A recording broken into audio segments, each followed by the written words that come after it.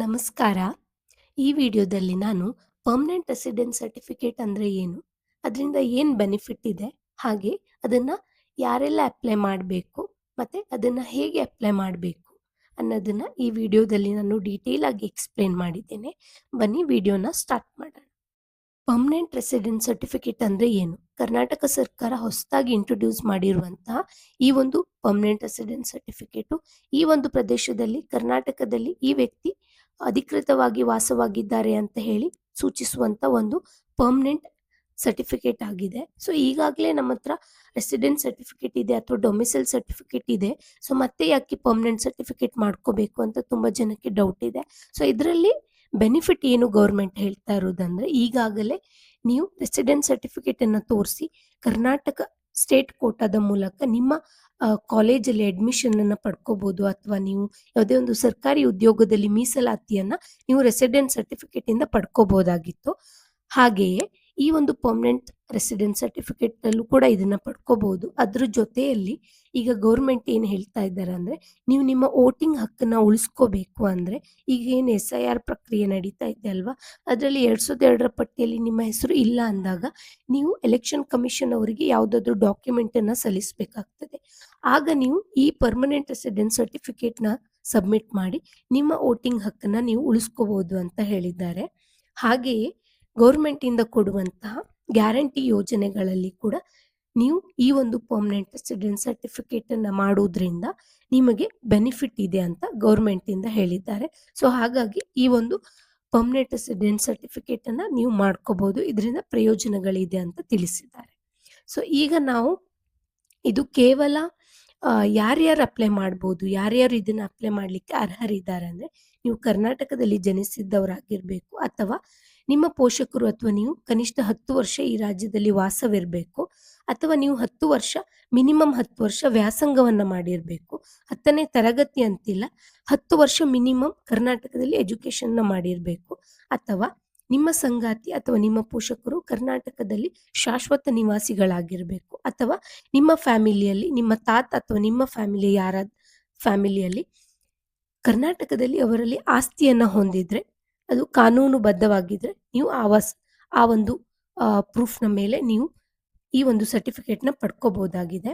So ಇದಿಷ್ಟು ವಿಷಯವನ್ನು ನೀವು ನೆನಪಲ್ಲಿ ಇಟ್ಕೋಬೇಕು. ಇದಿಷ್ಟು ವಿಷಯಗಳು ನೀವು ಕರ್ನಾಟಕದಲ್ಲಿ ರೆಸಿಡೆನ್ಸ್ ಸರ್ಟಿಫಿಕೇಟನ್ನು ಪಡ್ಕೊಳ್ಳಿಕ್ಕೆ ಅರ್ಹರಾಗಿದ್ದೀರಾ. ಸೊ ಮತ್ತು ನೀವು ಯಾವ ರೀತಿ ಅರ್ಜಿಯನ್ನು ಸಲ್ಲಿಸ್ಬೋದು ಅಂದರೆ, ಸೇವಾ ಸಿಂಧು ಪೋರ್ಟಲಲ್ಲಿ ಕೂಡ ಲಾಗಿನ್ ಆಗ್ಬೋದು, ಅಥವಾ ನೀವು ನಾಡ ಕಚೇರಿಯಲ್ಲಿ ಕೂಡ ಸಬ್ಮಿಟ್ ಮಾಡ್ಬೋದು, ಫಾರ್ಮನ್ನು ತುಂಬಿಸ್ಬೋದು, ಅಗತ್ಯವಾದ ದಾಖಲೆಯನ್ನು ಅಪ್ಲೋಡ್ ಮಾಡಬೇಕಾಗುತ್ತೆ. ಮತ್ತು ನೀವು ಆಫ್ಲೈನಲ್ಲಿ ಕೂಡ ಬೆಂಗಳೂರು 1 ಅಥವಾ ಗ್ರಾಮ 1ನಲ್ಲಿ ಕೂಡ ಈ ಒಂದು ಸರ್ಟಿಫಿಕೇಟ್ಗೆ ಅಪ್ಲೈಯನ್ನು ಮಾಡ್ಬೋದು. ಇದು ಆಫ್ಲೈನಲ್ಲಿ ಮಾಡುವುದಾದರೆ ನಿಮಗೆ ಶುಲ್ಕ ಇರ್ತದೆ, ಆದರೆ ಆನ್ಲೈನಲ್ಲಿ ನಿಮಗೆ ಯಾವುದೇ ರೀತಿಯ ಶುಲ್ಕ ಇರಲ್ಲ, ಫ್ರೀ ಆಗಿರುತ್ತೆ. ಹಾಗೆ ನಿಮಗೆ ಇದು 7 to 15 ಡೇಸ್ ಒಳಗಡೆ ನಿಮಗೆ ಈ ಒಂದು ಪ್ರಮಾಣ ಪತ್ರ ಸಿಗುತ್ತೆ. ಇದರಲ್ಲಿ ಏನಾದರೂ ತಪ್ಪಿದ್ದು ತಿರಸ್ಕಾರ ರಿಜೆಕ್ಟ್ ಆದರೆ ನೀವು ಮತ್ತೆ ಮೇಲ್ಮನವಿಯನ್ನು ಸಲ್ಲಿಸಿ 60 ಡೇಸಲ್ಲಿ ಪುನಃ ಪರಿಶೀಲನೆ ಮಾಡಿ ಅರ್ಜಿಯನ್ನು ಸಲ್ಲಿಸ್ಬೋದು. ಈಗ ಯಾವ ರೀತಿ ಅಪ್ಲೈ ಮಾಡೋದಂತ ನೋಡೋಣ.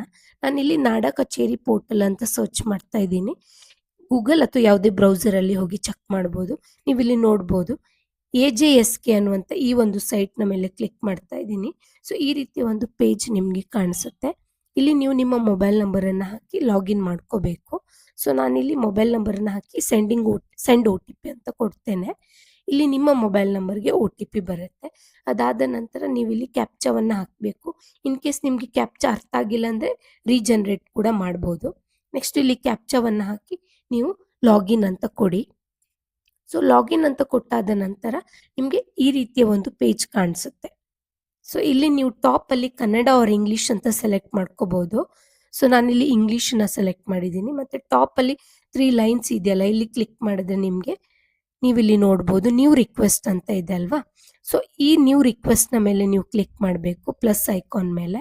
ಅದಾದ ನಂತರ ನಿಮಗೆ ಈ ರೀತಿಯ ಡ್ರಾಪ್ ಡೌನ್ ಕಾಣಿಸುತ್ತಲ್ವಾ, ಇದರಲ್ಲಿ ನಿಮಗೆ ರೆಸಿಡೆನ್ಸ್ ಸರ್ಟಿಫಿಕೇಟ್ ಅಂತ ಕಾಣಿಸುತ್ತೆ. ಇದರಲ್ಲಿ ಪರ್ಮನೆಂಟ್ ರೆಸಿಡೆನ್ಸ್ ಸರ್ಟಿಫಿಕೇಟ್ನ ಮೇಲೆ ನೀವು ಕ್ಲಿಕ್ ಮಾಡಬೇಕು. ಸೊ ಇದರಲ್ಲಿ ಕ್ಲಿಕ್ ಮಾಡಿದ ನಂತರ ನಿಮಗೆ ಈ ರೀತಿಯ ಒಂದು ಪೇಜ್ ಕಾಣಿಸುತ್ತೆ. ಸೊ ಇದರಲ್ಲಿ ನೀವು ನೋಡ್ಬೋದು, ನೋಡಿ ಇಲ್ಲಿ ಡೆಲಿವರಿ ಫೀಸು ಇನ್ ಪರ್ಸನ್ 0, ಇದೆ. ಸ್ಪೀಡ್ ಪೋಸ್ಟ್ 41 ಇದೆ. ಬಟ್ ಇದು ಬೈ ಡಿಫಾಲ್ಟ್ ಇನ್ ಪರ್ಸನ್ನೇ ತಗೋತಾ ಇದೆ. ಸೊ ಇದರಲ್ಲಿ ನೀವು ಕೊಟ್ಟಿರುವಂಥ ಇಂಪಾರ್ಟೆಂಟ್ ಇನ್ಫಾರ್ಮೇಷನ್ನ ತಿಳ್ಕೊಬೇಕಾಗುತ್ತೆ. ಹ್ಯಾಶ್ಟ್ಯಾಗ್ ಸಿಂಬಲ್ ಅಲ್ಲಿ ಏನಿರುತ್ತಲ್ವ ಅದು ಮ್ಯಾಂಡೇಟರಿ ಆಗಿರುತ್ತೆ.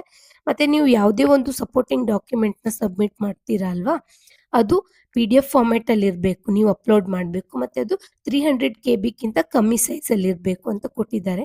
ನಿಮಗೆ ಈ ಸರ್ಟಿಫಿಕೇಟ್ ಇಂಗ್ಲೀಷಲ್ಲಿ ಬೇಕಾ ಕನ್ನಡದಲ್ಲಿ ಬೇಕು ಅಂದರೆ ನೀವು ಮೇಲ್ಗಡೆ ನಾನು ತೋರಿಸಿದ ಹಾಗೆ ಕನ್ನಡ ಆರ್ ಇಂಗ್ಲೀಷ್‌ನ ಸೆಲೆಕ್ಟ್ ಮಾಡಬೇಕು. ನಾನಿಲ್ಲಿ ಇಂಗ್ಲೀಷ್ ಸೆಲೆಕ್ಟ್ ಮಾಡಿದ್ದೀನಿ. ಸೊ ಹಾಗಾಗಿ ನನಗೆ ಈ ಸರ್ಟಿಫಿಕೇಟ್ ಇಂಗ್ಲೀಷಲ್ಲಿ ಬರುತ್ತೆ. ಮತ್ತು ಇದರಲ್ಲಿ ಫೋಟೋ ಏನು ಸಬ್ಮಿಟ್ ಮಾಡೋ ಆಪ್ಷನ್ ಇಲ್ಲ, ಬಟ್ ಇಲ್ಲಿ ಕೊಟ್ಟಿದ್ದಾರೆ. ಮತ್ತು ನಿಮಗೆ ಇಲ್ಲಿ ಪರ್ಮನೆಂಟ್ ಸರ್ಟಿಫಿಕೇಟ್‌ಗೆ ನೀವು ಅಪ್ಲೈ ಮಾಡಬೇಕು ಅಂದರೆ ಈ ಸೆಲ್ಫ್ ಅಫಿಡವಿಟ್‌ನ ನೀವು ಡೀಟೇಲ್ ಆಗಿ ಫಿಲ್ ಮಾಡಬೇಕು. ಇಲ್ಲಿ ಡೌನ್ಲೋಡ್ ಆಪ್ಷನ್ ಇದೆ ನೋಡಿ, ಕ್ಲಿಕ್ ಹಿಯರ್ ಟು ಡೌನ್ಲೋಡ್ ಅಂತ. ಇದು ಮ್ಯಾಂಡೇಟರಿ ಆಗಿದೆ ಈ ಸೆಲ್ಫ್ ಅಫಿಡವಿಟ್ ಅನ್ನುವಂಥ ಈ ಫಾರ್ಮು. ಇದರಲ್ಲಿ ನೀವು ಕನ್ನಡ ಆರ್ ಇಂಗ್ಲೀಷ್ ಯಾವುದ್ರಲ್ಲಾದರೂ ಫಿಲ್ ಮಾಡ್ಬೋದು. ಇಲ್ಲಿ ನಿಮ್ಮ ಹೆಸರು ಶ್ರೀ ಆರ್ ಶ್ರೀಮತಿ ಆರ್ ಕುಮಾರಿ ಏನಂತ ಟಿಕ್ ಮಾಡಿ ನಿಮ್ಮ ಹೆಸರು, ಹಾಗೆ ನಿಮ್ಮ ತಂದೆ ಹೆಸರು, ನಿಮ್ಮ ಏಜು, ನಿಮ್ಮ ರೆಸಿಡೆನ್ಷಿಯಲ್ ಅಡ್ರೆಸ್ಸು ರೆಡ್ ಪಾಯಿಂಟರಲ್ಲಿ ಇದೆ ನೋಡಿ. ನೆಕ್ಸ್ಟ್ ಆರೆಂಜ್ ಪಾಯಿಂಟರಲ್ಲಿ ನಿಮ್ಮ ಪರ್ಮನೆಂಟ್ ಅಡ್ರೆಸ್ಸನ್ನು ಹಾಕಿ ನೀವು ಸೈನ್ ಮಾಡಿ ಪ್ಲೇಸ್ ಆಗಿ ಡೇಟನ್ನು ಫಿಲ್ ಮಾಡಬೇಕು. ಎರಡೂ ಒಂದೇ ಅಡ್ರೆಸ್ ಇದ್ದರೆ ತೊಂದರೆ ಇಲ್ಲ, ಬೇರೆ ಬೇರೆ ಇದ್ದರೆ ನೀವು ಅದನ್ನು ಹಾಕಬೇಕು. ನೆಕ್ಸ್ಟ್ ನಾನು ಬ್ಯಾಕ್ ಬರ್ತೇನೆ, ಪ್ರೊಸೀಡ್ ಅಂತ ಕೊಡ್ತೇನೆ. ನೀವು ಇಲ್ಲಿ ನೋಡ್ಬೋದು, ನೀವು ಬೇರೆ ಸ್ಟೇಟಲ್ಲಿ ಪರ್ಮನೆಂಟ್ ರೆಸಿಡೆನ್ಸ್ ಅಡ್ರೆಸ್ ಹೊಂದಿದ್ದೀರಾ ಅಂತ ಕೇಳಿದ್ದಾರೆ. ನೋ ಅಂತ ಕೊಡಿ. ನೋ ಅಂತ ಕೊಟ್ಟು ನೆಕ್ಸ್ಟ್ ಇಲ್ಲಿ ನೀವು ನೋಡ್ಬೋದು ಇದು ಆಧಾರ್ ಅಥೆಂಟಿಕೇಷನ್ಗೆ ಸೈಟ್ಗೆ ರೀಡೈರೆಕ್ಟ್ ಆಗ್ತಾ ಇದೆ. ಓಕೆ ಅಂತ ಕೊಡಿ. ಸೊ ನೀವು ಇಲ್ಲಿ ನೋಡ್ಬೋದು, ಇಲ್ಲಿ KYC ಸರ್ವಿಸ್ಗೆ ಈ ಪೇಜಲ್ಲಿ ನೀವು ನಿಮ್ಮ ಆಧಾರ್ ನಂಬರನ್ನು ಹಾಕಿ ಇಲ್ಲಿ ಟಿಕ್ ಬಾಕ್ಸ್ ಇದೆಯಲ್ಲ ಅದ್ರ ಮೇಲೆ ಟಿಕ್ ಮಾಡಿ ನೆಕ್ಸ್ಟ್ ನೀವು ಇಲ್ಲಿ ಆಧಾರ್ ಅಥೆಂಟಿಕೇಷನ್ ಮೇಲೆ ಕ್ಲಿಕ್ ಮಾಡಬೇಕಾಗುತ್ತೆ. ಇಲ್ಲಿ ಯಾವ ಮೋಡ್ ಆಫ್ ಅಥೆಂಟಿಕೇಷನ್ ಸೆಲೆಕ್ಟ್ ಮಾಡಬೇಕು, ಫೇಸ್ ಕ್ಯಾಪ್ಚರು ಇದೆ ಅಥವಾ ಫಿಂಗರ್ ಪ್ರಿಂಟು ಅಥವಾ ಐರಿಸ್ ಕ್ಯಾಪ್ಚರ್, ನೀವು ಕಣ್ಣಿಂದು ಕೂಡ ಕ್ಯಾಪ್ಚರ್ ಮಾಡ್ಬೋದು. ನಾನಿಲ್ಲಿ OTP ಮೇಲೆ ಕ್ಲಿಕ್ ಮಾಡ್ತಾ ಇದ್ದೀನಿ. OTP ಜನರೇಟ್ OTP ಮೇಲೆ ಕ್ಲಿಕ್ ಮಾಡಿದ್ರೆ ನಿಮಗೆ OTP ಬರುತ್ತೆ. ಸೊ ಓಕೆ ಅಂತ ಕೊಡಿ. ಸೊ ಬಂದಿರುವಂತಹ OTPಯನ್ನು ನೀವು ಇಲ್ಲಿ ಹಾಕಿ ಸಬ್ಮಿಟ್ ಅಂತ ಕೊಡಿ. ಸೊ ಇದು ಸಬ್ಮಿಟ್ ಅಂತ ಕೊಟ್ಟಾದ ಮೇಲೆ ನಿಮಗೆ ಈ ರೀತಿಯ ಒಂದು ಪೇಜ್ ಕಾಣಿಸುತ್ತೆ, ನೀವಿಲ್ಲಿ ನೋಡ್ಬೋದು. ಇದಾದ ಮೇಲೆ ಇದು ಸ್ವಲ್ಪ ಟೈಮ್ ತಗೊಳುತ್ತೆ, ರೀಡೈರೆಕ್ಟ್ ಆಗಿದೆ ನೋಡಿ. ಸೊ ನೆಕ್ಸ್ಟ್ ನಿಮ್ಗೆ ಈ ರೀತಿಯ ಪೇಜ್ ಕಾಣಿಸುತ್ತೆ. ಇಲ್ಲಿ ನೀವು ಆಟೋಮೆಟಿಕ್ ಆಗಿ ನಿಮ್ಮ ಡಿಸ್ಟಿಕ್ ಯಾವುದು, ನಿಮ್ಮ ಸ್ಟೇಟ್ ಯಾವುದು, ನೀವು ಯಾವ ರೂರಲ್ ಆರ್ ಅರ್ಬನ್ ಅಂತ ಬಂದಿದೆ. ಇಲ್ಲಿ ನೀವು ಹೋಬಳಿ ಹಾಗೆ ನಿಮ್ಮ ವಿಲೇಜ್ನ ಸೆಲೆಕ್ಟ್ ಮಾಡ್ಕೋಬೇಕಾಗುತ್ತೆ. ಸೊ ಇದನ್ನ ಸೆಲೆಕ್ಟ್ ಮಾಡಿದ್ಮೇಲೆ ನಿಮ್ಮ ಅಡ್ರೆಸ್ ಆಟೋಮೆಟಿಕ್ ಆಗಿ ಬಂದಿದೆ. ಇಲ್ಲಿ ನಿಮ್ಮ ಹೆಸರು ಕೂಡ ಬಂದಿದೆ. ನಿಮ್ಮ ಹೆಸರಿನ ಮುಂಚೆಗಡೆ ನೀವಿಲ್ಲಿ ಶ್ರೀಮತಿ ಮದುವೆ ಆಗಿಲ್ಲ ಅಂದರೆ ಕುಮಾರಿ ಅಥವಾ ಕುಮಾರ ಇದನ್ನ ಸೆಲೆಕ್ಟ್ ಮಾಡ್ಕೋಬೇಕು. ನೆಕ್ಸ್ಟ್ ಅಲ್ಲಿ ನಿಮ್ಮ ತಂದೆ ಹೆಸರು ಆ್ಯಡ್ ಮಾಡೋದಿರುತ್ತೆ. ಸೊ ಅಲ್ಲಿ ನೀವು ಸನ್ ಆಫ್, ವೈಫ್ ಆಫ್ ಅಥವಾ ಡಾಟರ್ ಆಫ್ ಇದನ್ನ ಸೆಲೆಕ್ಟ್ ಮಾಡ್ಬೇಕು. ಈಗ ರಾಧಾ ಅಂತ ಸೆಲೆಕ್ಟ್ ಮಾಡಿದ್ರೆ ನೀವು ರಾಧಾ ಆಗಿದ್ರೆ ಸೊ ನಿಮ್ಮ ತಂದೆ ಹೆಸರನ್ನ ಹಾಕೋ ಮೊದಲಿಗೆ ನೀವು daughter of Radha, daughter of ತಂದೆ ಹೆಸರನ್ನ ಹಾಕಬೇಕು. ನೆಕ್ಸ್ಟ್ ತಾಯಿ ಹೆಸರು ಹಾಕಬೇಕು. ಇದೀಗ ಯಾವುದೇ ಒಂದು ಹುಡುಗ ಫಿಲ್ ಮಾಡ್ತಾ ಇದ್ರೆ ರಾಮ ಅಂತ ಇದ್ರೆ ಸನ್ ಆಫ್ ರಾಮಕೃಷ್ಣ ಅಂತ ಆ ಥರ ಅಲ್ಲಿ ಫಿಲ್ ಮಾಡಬೇಕಾಗುತ್ತೆ. ನೋಡ್ಕೊಂಡು ಫಿಲ್ ಮಾಡಿ. ನೆಕ್ಸ್ಟ್ ಇಲ್ಲಿ ನಿಮ್ಮ ಫಾದರ್ ನೇಮು ಮದರ್ ನೇಮನ್ನು ಫಿಲ್ ಮಾಡಿದರೆ ಮುಗೀತು. ನಿಮ್ಮ ಅಡ್ರೆಸ್ ಆಟೋಮೆಟಿಕ್ ಆಗಿ ಬಂದಿರುತ್ತೆ. ನೀವು ಏನು ಕೊಟ್ಟಿರ್ತೀರಲ್ವ ಆಧಾರಲ್ಲಿ ಅದೇ ಅಡ್ರೆಸ್ ಬಂದಿರುತ್ತೆ. ನೆಕ್ಸ್ಟ್ ಇಲ್ಲಿ ನೀವು ನಿಮ್ಮ ಮೊಬೈಲ್ ನಂಬರ್ನ ವೆರಿಫೈ ಮಾಡಬೇಕು, ಹಾಗೆ ನಿಮ್ಮ ಇಮೇಲ್ ID ಕೂಡ ವೆರಿಫೈ ಮಾಡಬೇಕು. ಸೊ ಅದಾದ ಮೇಲೆ ಇಲ್ಲಿ ನೋಡ್ಬೋದು ಈ ರೀತಿ ಎರರ್ ಬರ್ತಾ ಇದೆ. ಸೊ ಈ ವೆಬ್ಸೈಟಲ್ಲಿ ಕೆಲವೊಂದ್ಸಲ ಎರರ್ ಬರ್ತಾ ಇದೆ, ಸ್ವಲ್ಪ ಹೊತ್ತು ಬಿಟ್ಟು ನೀವು ಟ್ರೈ ಮಾಡಿ. ಸೊ ನೆಕ್ಸ್ಟ್ ಮೊಬೈಲ್ ನಂಬರ್ಗೆ ಸೆಂಡ್ OTP ಕೊಟ್ಟು OTP ಬಂದಿದೆ, ವೆರಿಫೈ ಮಾಡಿದ್ದೀನಿ ನೋಡಿ, OTP ವೆರಿಫೈ ಆಗಿದೆ. ನೆಕ್ಸ್ಟ್ ನೀವು ನಿಮ್ಮ ಇಮೇಲ್ ID ಹಾಕಬೇಕಾಗುತ್ತೆ, ಅದು ಕೂಡ ಮ್ಯಾಂಡೇಟ್ರಿ ಇದೆ. ಇಲ್ಲಿ ನಿಮ್ಮ ಇಮೇಲ್ ID ಹಾಕಿ ಸೆಂಡ್ OTP ಕೊಟ್ಟು OTPನ ವೆರಿಫೈ ಮಾಡಿ. ನೆಕ್ಸ್ಟ್ ಇಲ್ಲಿ ಸಬ್ಮಿಟ್ ಅನ್ನುವಂಥ ಬಟನ್ ಇರುತ್ತಲ್ವ, ನಿಮ್ಮ ಡೀಟೇಲ್ಸ್ ಒಂದು ಚೆಕ್ ಮಾಡ್ಕೊಳ್ಳಿ. ಸಬ್ಮಿಟ್ ಬಟನ್ ಮೇಲೆ ಕ್ಲಿಕ್ ಮಾಡಿದ ಮೇಲೆ ನಿಮಗೆ ಈ ರೀತಿಯ ಪೇಜ್ ಕಾಣಿಸುತ್ತೆ. ಇಲ್ಲಿ ನಿಮಗೆ 8 ಡಾಕ್ಯುಮೆಂಟ್ಸ್ಗಳಿದೆ. ಸೊ ಇದಿಷ್ಟು ಡಾಕ್ಯುಮೆಂಟಲ್ಲಿ ಯಾವುದಾದ್ರೂ ಒಂದು ಡಾಕ್ಯುಮೆಂಟನ್ನು ನೀವು ಸಬ್ಮಿಟ್ ಮಾಡಬೇಕು. ಅಲಾಂಗ್ ವಿತ್ ಆ ಅಫಿಡವಿಟ್ ಏನು ಡೌನ್ಲೋಡ್ ಮಾಡ್ಕೊಂಡಿದ್ರಲ್ಲ ಅದ್ರ ಜೊತೆಲಿ ಇದರಲ್ಲಿ ಯಾವುದಾದ್ರೂ ಒಂದು. ಸೊ ಈಗ ನೀವು ಕರ್ನಾಟಕದಲ್ಲಿ ಜನಿಸಿದರೆ ನಿಮ್ಮ ಹತ್ರ ಜನನ ಪ್ರಮಾಣ ಪತ್ರ, ಬರ್ತ್ ಸರ್ಟಿಫಿಕೇಟ್ ಇರುತ್ತಲ್ವ ಅದನ್ನು ಸಬ್ಮಿಟ್ ಮಾಡ್ಬೋದು. ಅಥವಾ ನೀವು ಕರ್ನಾಟಕದಲ್ಲಿ ಎಜುಕೇಷನ್ ಪಡೆದಿದ್ದೀರಾ ಅಂದರೆ ನೀವು ಎಜುಕೇಷನ್ ಸರ್ಟಿಫಿಕೇಟನ್ನು ನೀವು ಸಬ್ಮಿಟ್ ಮಾಡ್ಬೋದು. ಕರ್ನಾಟಕದಲ್ಲಿ ನಿಮ್ಮ ಕುಟುಂಬ ಯಾವುದಾದ್ರೂ ರೆಸಿಡೆನ್ಷಿಯಲ್ ಪ್ರಾಪರ್ಟಿಯನ್ನು ಹೊಂದಿದ್ದು 10 ವರ್ಷಕ್ಕಿಂತ ಜಾಸ್ತಿ ಟೈಮ್ ಇದ್ದರೆ ಆ ಒಂದು ಪ್ರೂಫನ್ನು ಕೊಡ್ಬೋದು. ಅಥವಾ ನಿಮ್ಮ ಫ್ಯಾಮಿಲಿಯಲ್ಲಿ ನೀವು ಅಥವಾ ನಿಮ್ಮ ಪೇರೆಂಟ್ಸು ಗೌರ್ಮೆಂಟ್ ಎಂಪ್ಲಾಯ್ ಆಗಿದ್ದರೆ ಮಿನಿಮಮ್ 7 ಇಯರ್ಸ್ ಸರ್ವಿಸ್ ಮಾಡಿದರೆ ಆ ಒಂದು ಡಾಕ್ಯುಮೆಂಟನ್ನು ಕೂಡ ಕೊಡ್ಬೋದು. ಅಥವಾ ಯಾವುದೇ ಒಂದು ಗೌರ್ಮೆಂಟ್ ಪ್ರೂಫ್ಡ್ ಗೌರ್ಮೆಂಟ್ ರೆಕಾರ್ಡ್ಸಲ್ಲಿ ಇರುವಂಥ ಯಾವುದೇ ಒಂದು ಡಾಕ್ಯುಮೆಂಟನ್ನು ನೀವು ಕೊಡ್ಬೋದಾಗಿದೆ. ನಿಮ್ಮ ರೇಷನ್ ಕಾರ್ಡ್ ಆಗಿರ್ಬೋದು, ಆಧಾರ್ ಕಾರ್ಡ್ ಆಗಿರ್ಬೋದು, ಯಾವ ಡಾಕ್ಯುಮೆಂಟನ್ನು ಕೊಟ್ಟು ಕೂಡ ನೀವು ಈ ಒಂದು ಇದನ್ನು ಸಬ್ಮಿಟ್ ಮಾಡ್ಬೋದಾಗಿದೆ. ಮತ್ತು ನಿಮ್ಮ ಹೆಂಡತಿ ಅಥವಾ ಗಂಡ ಕೂಡ ರೆಸಿಡೆನ್ಷಿಯಲ್ ಸರ್ಟಿಫಿಕೇಟ್ ಪರ್ಮನೆಂಟ್ ಹೊಂದಿದ್ರೆ ಆಗ ನೀವು ಕೂಡ ಇದನ್ನು ಪ್ರೂಫ್ ಆಗಿ ಕೊಟ್ಟು ನೀವು ಈ ಒಂದು ಸರ್ಟಿಫಿಕೇಟ್ನ ಪಡ್ಕೋಬಹುದು. ನಾನಿಲ್ಲಿ ಎಜುಕೇಷನ್ ಅಂತ ಕೊಟ್ಟು ಸಬ್ಮಿಟ್ ಕೊಡ್ತಾ ಇದ್ದೀನಿ. ನೆಕ್ಸ್ಟ್ ಅಂತ ಕೊಟ್ಟಾಗ ನೀವು ಇಲ್ಲಿ ನೋಡ್ಬೋದು, ಇಲ್ಲಿ ನೀವು ಅಫಿಡವಿಟ್ ಹಾಗೂ ನೀವು ಅಲ್ಲಿ ಸೆಲೆಕ್ಟ್ ಮಾಡಿರುವಂಥ ಒಂದು ಡಾಕ್ಯುಮೆಂಟ್ನ ಕೊಡಬೇಕು.